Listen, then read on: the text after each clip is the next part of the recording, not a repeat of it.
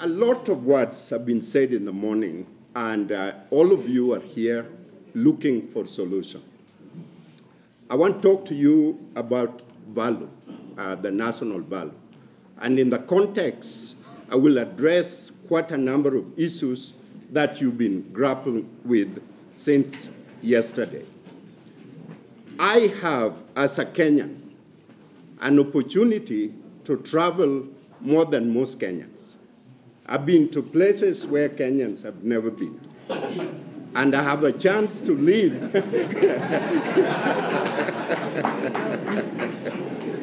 I have a chance to live in the United States over the last 30 years. I'm actually a dual citizen of the United States and here. I serve in the highest level of United States government. That is the second tier of the national security. Condoleezza Rice was my classmate, so my background is in defense.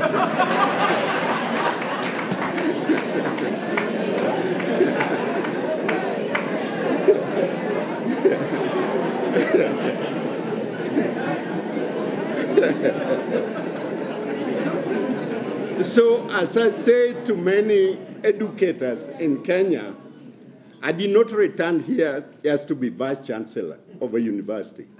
I came back with a mission, and that mission was to transform the higher education system in Kenya and be able to create a relevant education system that works for the community of Kenya. And my students can testify to that. Is that not correct? Yes.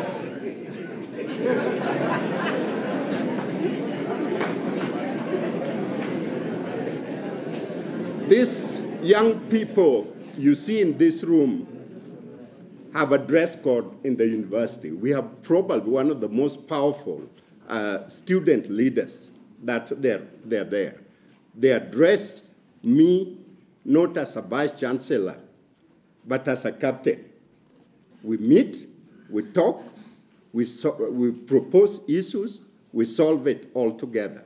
And it doesn't matter where they come from, whether it is Madari Valley, or whether it is Kangemi, or whether it is Runda, they're all the same.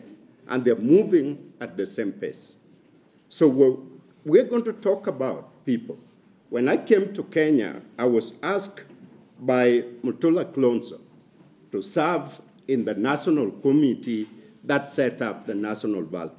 We were 100 people in that committee. At the end, a number of people said, we need a commission on value. And I questioned why we need commission on value. And then I did a little study that found out that the commissions that we set up in Kenya were costing 100 million a day. Okay? One can ask, and a lot of questions, that all these commissions we have, what happened at the end? Okay? And that's where my international relevancy come in. I've taught in Pudong district in China. I taught in Taiwan. I travel a lot to Southeast Asia. And let me give you an example when you talk about value. I was with Commander of the Navy of the Taiwan Navy. Guys.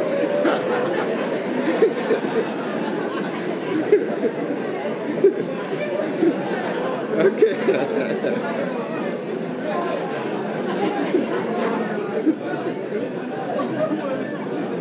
Okay, thank you guys, thank you.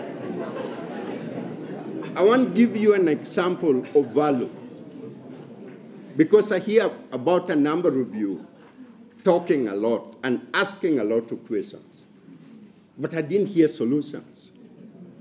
I was hearing a number of blame game, government, and when is government going to do it to us? So let me get to my subject, people. Value is defined as a fundamental set of beliefs that drive choices and behavior. That's the set value. Commander Chu and I was walking to the conference room, but he keep on picking trash whenever he see them. And I'm observing very closely what he was doing. When we get there, I asked Commander Chu, why are you picking the trash? He said, this is for my country. So the city is all clean, but they have more people in Taipei than they are in the city of Nairobi. You see what I'm talking about, Joe? That every single one, every single Taiwanese is taking responsibility for their country. And so I want to talk to you about the mindset and how powerful this mindset is. Because if we keep on looking for our honorable friend, Senator Wako, to give us the answer, and the government to give us the answer, we miss it. Every single one of you live here saying, what exactly am I going to do to change this country? I want to get to the area, and I have this on PowerPoint, so I just want you to know. Okay, countries that are not developed have low trust, high blame game, alienation, threat and fear, anxiety, godliness, hyper-rivalry, hostility, withholding, denial, hostile, disrespect, chest thumping. Which country? Okay? I want you to hear that. Countries that are developed today in the world, high trust, dialogue, excitement, honesty, friendly, laughter, mutual support, sincerity, optimism, cooperation, passion, thinking, discipline. Which one? Yes. Okay. You see what I'm doing? Now, you cannot see the pictures, but they are very fantastic. After I completed the blocking, creating a commission for value, national value of Kenya, the committee was disbanded. And just before Christmas 2011, the minister, Kalonzo, called me and said, Prof, we are asking you to chair a small group of committee to create a national value. And I said, but we just finished, and I'm on my way to America. How can I do it? But he said, do it for your country. Because I was one of the 4 people who voted not to have a national commission on value. Okay? Because there are only few countries in the world that has a national commission on value. And that is Iran, Saudi Arabia, and maybe a few like that. And those countries will tell you how to behave, how many women you marry, how many men marry what. You know, those kind of things. They define it. They define who you are. And I asked, is that what Kenya needs? And the answer was, I said, I won't go with it. One of the professors came to me and said, Prof, you're blocking these people from getting employment. Okay? 100 people want employment. They want commission. Okay? Am I wrong, Wako? You've been in the government a long time. Yeah? I'm not wrong, isn't it? They were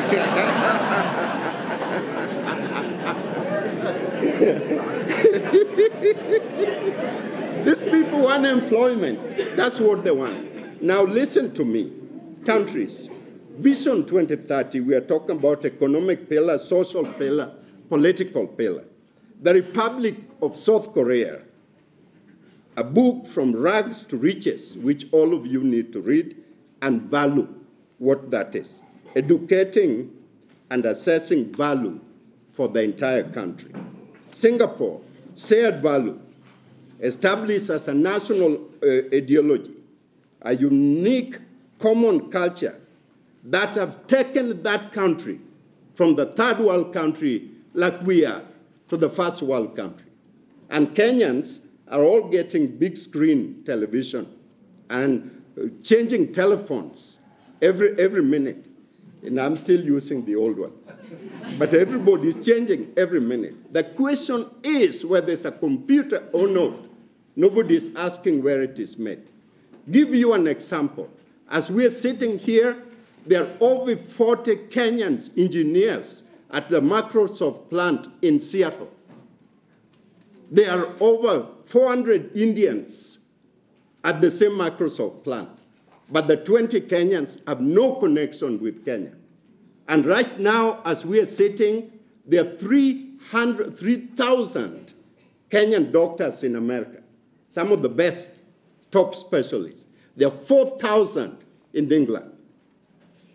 Now, India sent a group of people to study in America, right next to Cleveland Clinic, which is the second best hospital in the world. And very soon, all those people go back to India.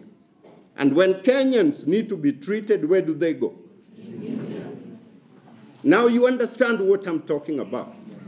So we cannot blame anyone but ourselves, my friend. That's where we are. Japan, the psychic that combined Japan and created a machine like human being, which are pouring cars all over Kenya, is called Busundo, okay? That is termed the soul of Japan. That is every single person in Japan is specialist and working on behalf and the proud for the country. So after we completed our work, and if you look at the Kenya value system, right now you Google, that is the work we did. I had only 5 people that completed that program. And after this is done in Japan, how is Busundo defined? Courage, politeness, veracity, sincerity, honor, loyalty, and self-control.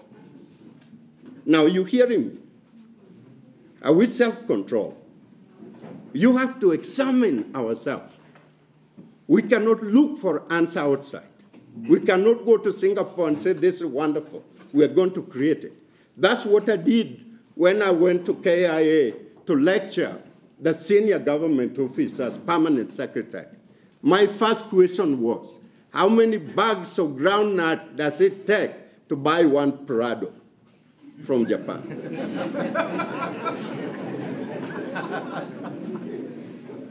None of them.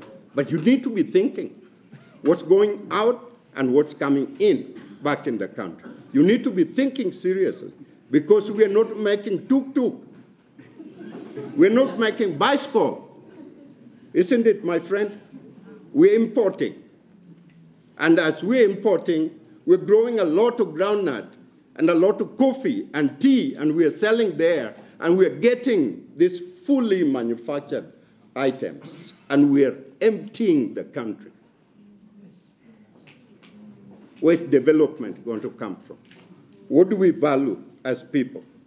United States, 235 years ago, Thomas Jefferson declared, we hold this truth to be self-evident, that all men are created equal, that they are endowed by their Creator with certain alienable rights, that among these are life, liberty, and pursuit of happiness. Is that not what all Kenyans want? Now you tell me, but what's about all this hyper-rivalry? What about all this ethnicity? What about all this kind of thing? Is this African? In South Africa, it is very, very well known. Ubuntu, the term, I know my time is up. Ubuntu, you exist because I am. You are who you are because I am. That is the African culture. The African culture that respected the elderly. The African culture that respected the neighbors. The African culture which take care of everyone. In Nigeria yesterday in the paper, a woman married her 20-year-old, is pregnant with a 20-year-old. She's 40 years old. Is that Africa? Okay. Now,